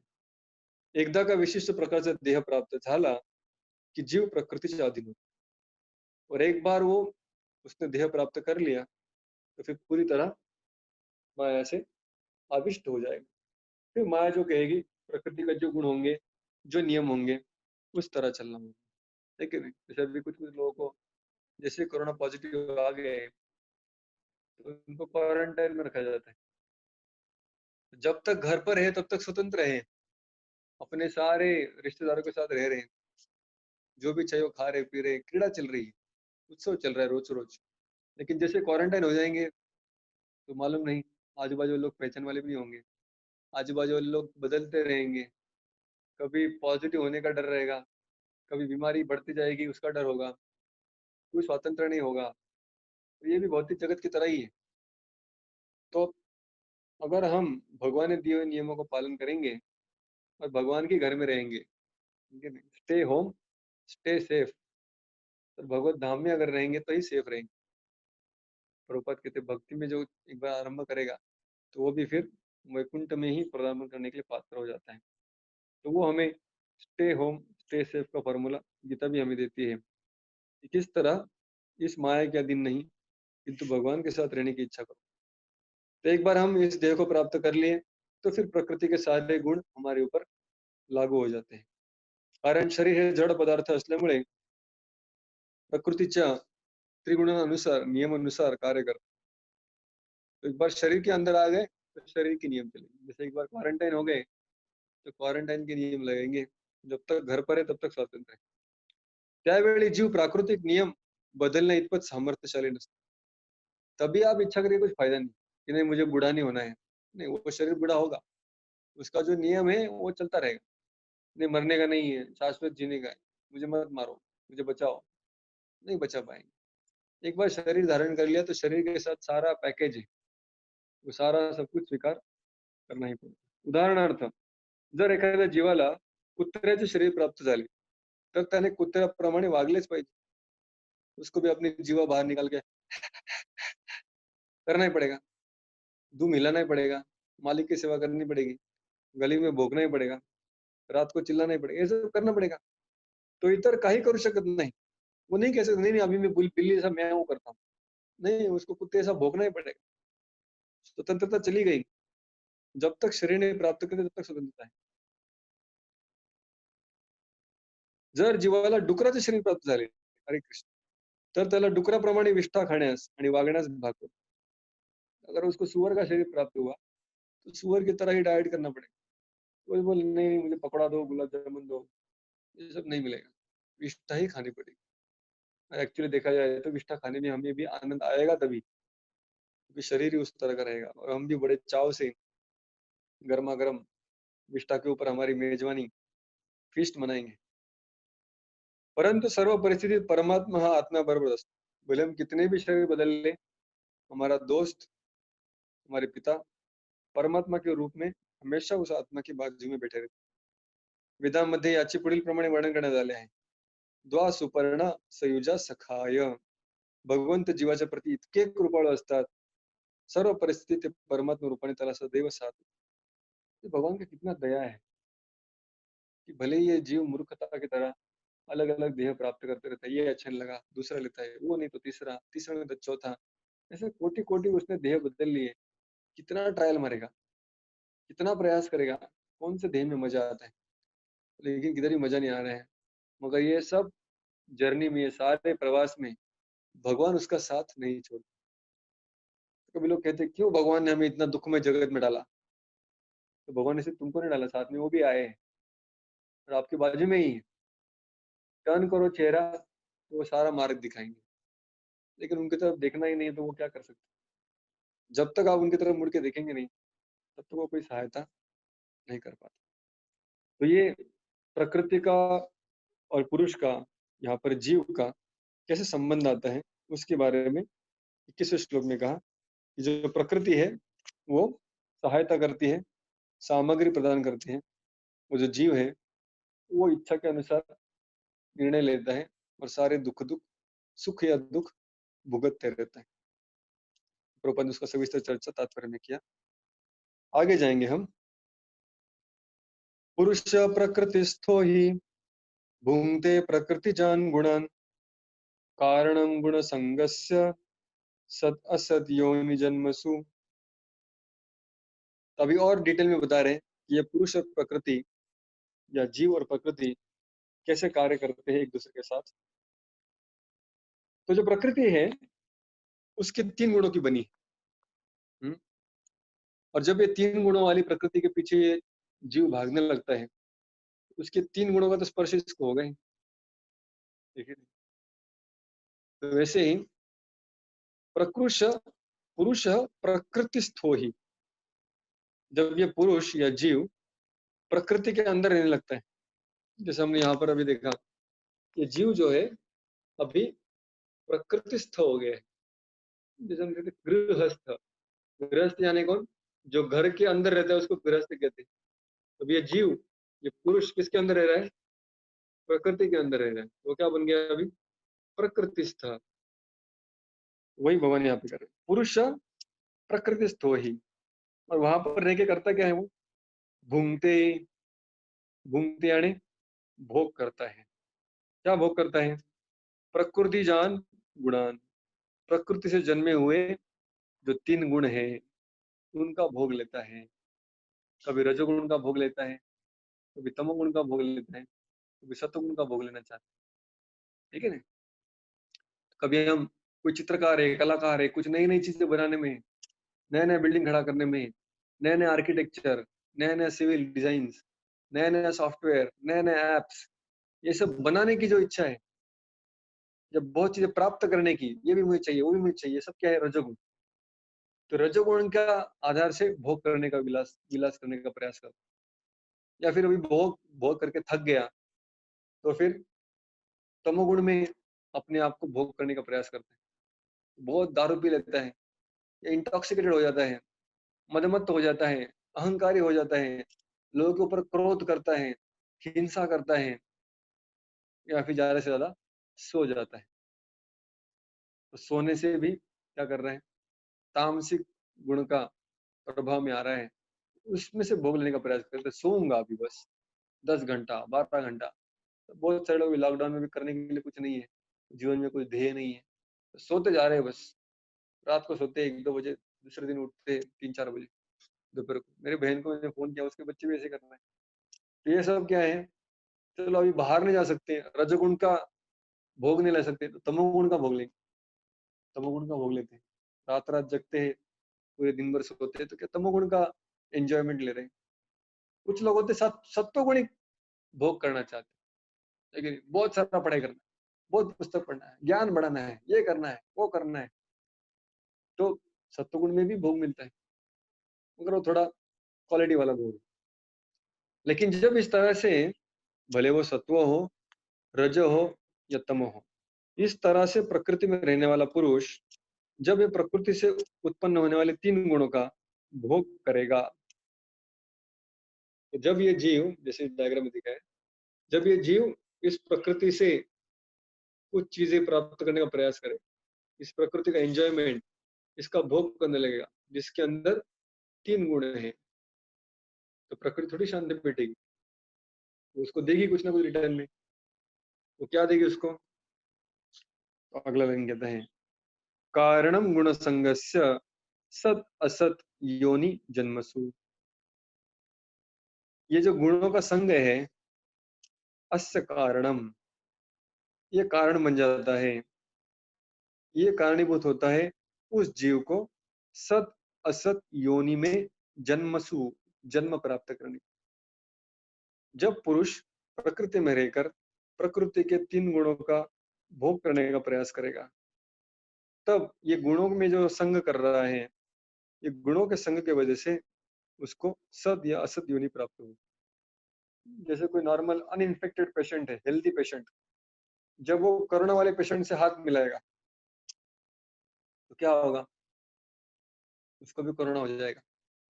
तो वैसे ये जीव जो शुद्ध है, ये प्रकृति के साथ हाथ मिलाएगा तो प्रकृति का सत्व गुण वाली है, तो उसके सत्वगुणी देह प्राप्त हो जाएगा।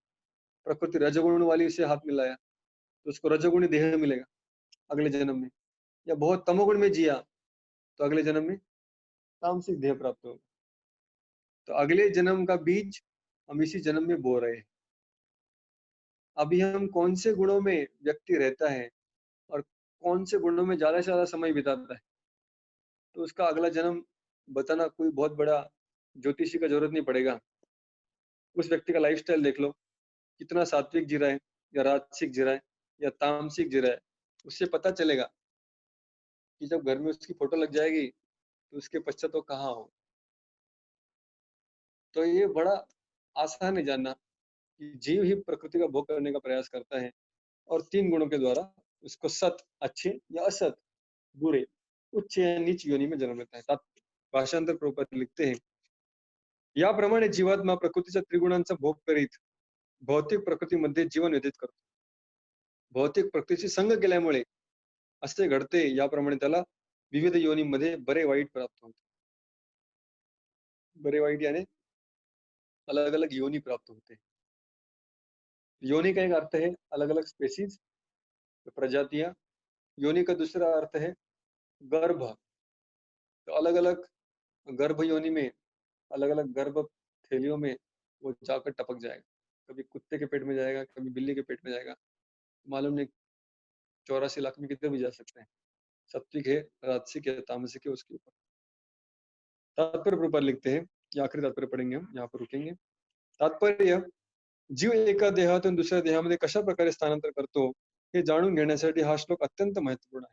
तो कई बार लोग हमसे प्रश्न पूछते रहते हैं, आपको भी पूछा रहेगा कि मरने के बाद व्यक्ति का क्या होता है, कैसे पता चलेगा उसको कौन सा देह मिला। इधर क्लियर बताया कैसे मिलेगा। दुसऱ्या अध्यायामध्ये वर्णन करण्यात आले आहे की ज्याप्रमाणे मनुष्य वस्त्र बदलतो त्याप्रमाणे जीव एका देहातून दुसऱ्या देहामध्ये स्थित्यंतर करतो। भौतिक जीवनातील आसक्तीमुळे याप्रमाणे वस्त्र परिवर्तन करावे लागते। जोपर्यंत तो या अनित्य जगताने मोहित झालेला असतो तोपर्यंत त्याला एका देहामधून दूसऱ्या देहामध्ये स्थित्यंतर करावेच लागते। जब तक हम इन 3 गुणों को छोड़ते नहीं तब तक हमें देह मिलता रहेगा एक के बाद एक। भौतिक प्रकृतीवर प्रभुत्व गाजवण्याच्या, देखिए प्रभुपाद यहाँ पर लिखते हैं, भौतिक प्रकृति के ऊपर अपना प्रभुत्व जमाने की इच्छा की वजह से, हमारा मेन कारण क्या है, जैसे हमने डायग्राम में देखा, स्वतंत्र भोग की जो इच्छा है, वो इच्छा ही हमें यहाँ पर भौतिक प्रकृतीवर प्रभुत्व गाजवण्याच्या इच्छेमुळे त्याला अशा अनिष्ट परिस्थितीत राहावे लागते। अनिष्ट मतलब बिना इच्छा किए, अवांछनीय, न चाहते हुए भी ऐसी परिस्थिती उसको फिर प्राप्त होती, कष्टमय। भौतिक इच्छांच्या प्रभावामुळे जीवाला कधी कधी देवता, मनुष्य, पशु, पक्षी, कीटक, जलचर, संत, तर कभी ढेकणाचा जन्म मिळतो। प्रभुपाद सारा वैरायटी लिख रहे हैं यहाँ पर। कभी देवता का भी शरीर मिलेगा, मनुष्य का मिलेगा, पशु का मिलेगा, खटमल का भी मिलेगा। हे सुरूच राहते, ये चलता रहेगा। आणि सर्वच बाबतीत जीवाला वाटते की आपण परिस्थितीवर मात केली, मगर कौन से भी जन्म में आता है उसको लगता है कि नहीं नहीं, अभी मच्छर बनाओ ना, अभी देखो कैसा खून पीता हूं। उसकी भोग करने की वृत्ति जाती नहीं, वो अपने आप को महान व्यक्ति समझते रहते। परंतु वास्तविकपणे तो भौतिक प्रकृतीच्या अधीन असतो। उसे लग रहा है कि मैं अपना रोप जमा रहा हूँ, लेकिन एक्चुअली वो जाल में अटका हुआ है। वो जाल उसे खींच के लेके जा रहे हैं। जहां जाल जाएगा नाव के पीछे, उस तरफ वो मीन, वो मछली खींचा जाएगा। उसे लग रहा है कि मैं अपनी इच्छा से तैर रहा हूँ, लेकिन एक्चुअली वो अपनी इच्छा से नहीं तैर रहे हैं। ये प्रकृति, ये सृष्टि अपनी इच्छा से चलती है और उस तरह से जैसे हम अभी देख रहे हैं, किसी सृष्टि की इच्छा से हमको चलना पड़ता है। भले हम कितनी भी इच्छा करें, सृष्टि के नियम को नहीं तोड़ सकते। जीवाला निरनिराळ्या प्रकारचे शरीर कसे प्राप्त होते याचे वर्णन या श्लोकामध्ये करण्यात आले आहे। विवर पर लिखते हैं, प्रकृतीच्या त्रिगुणांचा संग झाल्यामुळे अतः से देहांतर करने भाग पड़ते। प्रकृति का संग किया हमने, जो 3 गुणों की बनी है, इसलिए अलग-अलग देह मिल रहा है। म्हणून ऊपर तात्पर्य में लिखते हैं अभी इसका सॉल्यूशन क्या है भाई? बाहर कैसे निकलेंगे? तो सॉल्यूशन तो अगले अध्याय में आने वाला है, लेकिन प्रभुपाद अभी लिख देंगे क्योंकि हम बहुत डर गए अभी। तो तात्पर्य प्रभुपाद लिख देंगे आगे जो बताने वाले हैं। म्हणून मनुष्याने त्रिगुणातीत होऊन दिव्य अवस्थेत स्थिर झाले पाहिजे। इसलिए ना सत्वगुण का, न रजोगुण का, न तमोगुण का भोग करने की इच्छा रखो। 3 गुणों के परे अतीत निकल जाओ, त्रिगुणातीत बन जाओ। त्रिगुणातीत यानी सत्वगुण, रजोगुण, तमोगुण इसके परे हो जाओ। मतलब कृष्ण भावना। भगवान स्वयं 3 गुणों के परे हैं, उनके साथ हाथ मिला लो, बस आप भी त्रिगुणातीत हो जाएंगे। सिंपल है। जोपर्यंत मनुष्य कृष्ण भावनामय होत नाही, तोपर्यंत त्याची भौतिक भावना त्याला एका देहातून दुसऱ्या देहामध्ये स्थानांतर करण्यास बाध्य करते।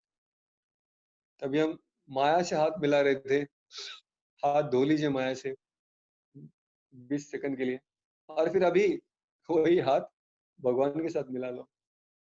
हाथ भगवान के साथ मिलाना मतलब क्या?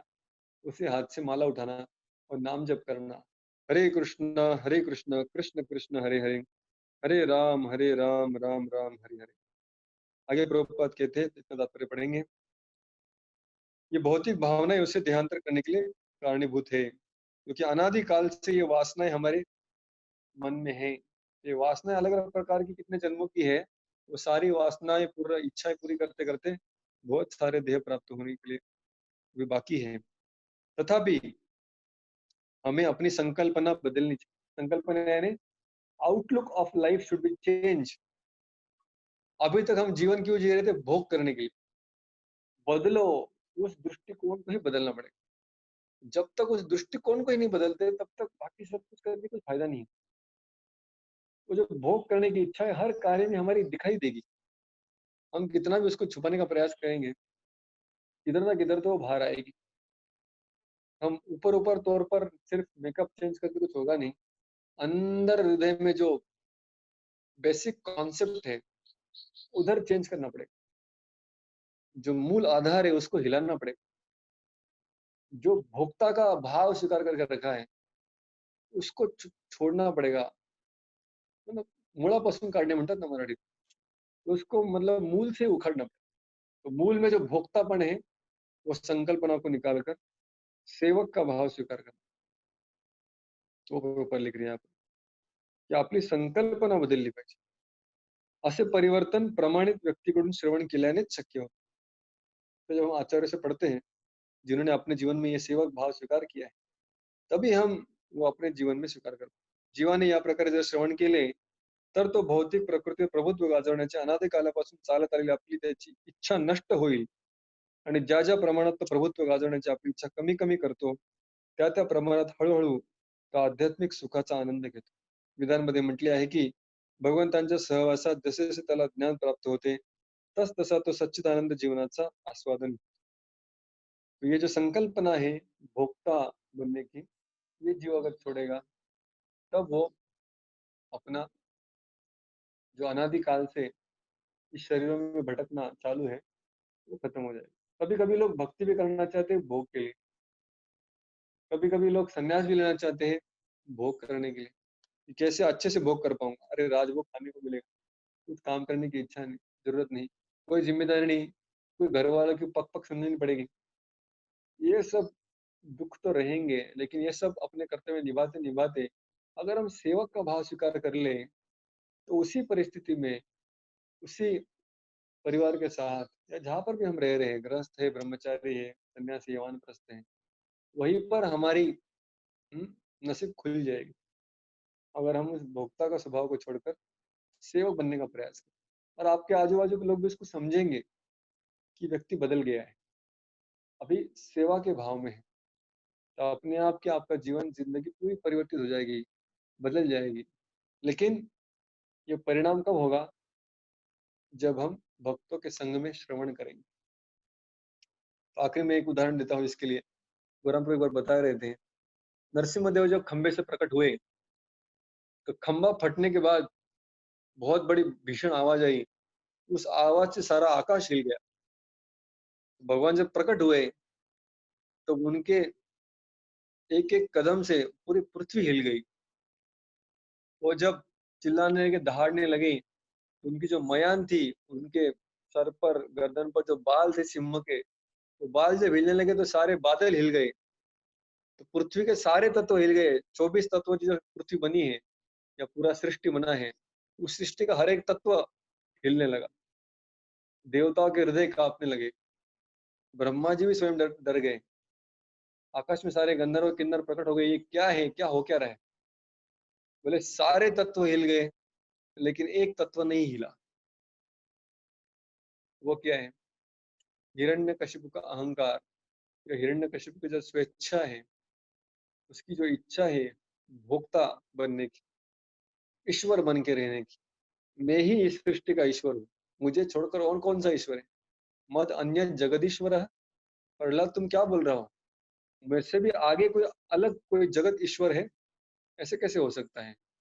तो जब नरसिंह देव को देखा हिरण्यकशिपु ने, तो उसके मन का वो भोक्ता या ईश्वर बनने का जो भाव है, वो बदला नहीं। मतलब भगवान भी अगर अकराल विकराल रूप लेके भी प्रकट हो जाएंगे हमारे सामने, तो भी हमारा ये संकल्पना, ये जो अंदरूनी मूड है भोग करने का, वो बदलने वाला नहीं है। लेकिन प्रभुपाद उसका यहाँ पर सॉल्यूशन दे रहे हैं तात्पर्य में। तो इसलिए प्रभुपाद के तात्पर्य इतने महत्वपूर्ण है। इसमें जो चीजें नरसिंह देव नहीं कर पाए, वो चीजें हमारे जीवन में कैसे हो सकती है? प्रभुपाद लिख रहे हैं कि जब अगर हम भक्तों का संग करेंगे, भक्तों से श्रवण करेंगे, तो भक्तों के संग में हमारी वो इच्छा परिवर्तित होती है। वो जो भोक्ता भाव है फिर सेवक भाव में परिणत होता है। हम सब भक्तों का अनुभव है। ये सब हमारे जीवन में परिवर्तन कैसे हुआ? जो भी छोटा मोटा हुआ है या करने का प्रयास कर रहे हैं, जब भक्तों के संग में आए। लेकिन जैसे मैंने प्रवचन का आरंभ किया था आज, कि 6 हमारे जो असुर है अनर्थ, उनसे बचने के लिए भक्त काम आएंगे। और जो हमारा भोक्तापन, जो ये 6 अनर्थों का मूल है, उसकी वजह से ये सारे 6 प्रकट होते हैं। तो ये मूल जो है सारे अहंकारों का, कि सारा भोक्ता प्रभु ईश्वर मैं हूँ, ये संकल्पना बदलकर मैं भगवान का दास हूँ, वैष्णव का सेवक हूँ, ये भावना कब प्रकट होगी? सिर्फ भक्तों के संग में श्रवण करने से ही प्रकट होगी। सभी भक्तों का बहुत बहुत धन्यवाद।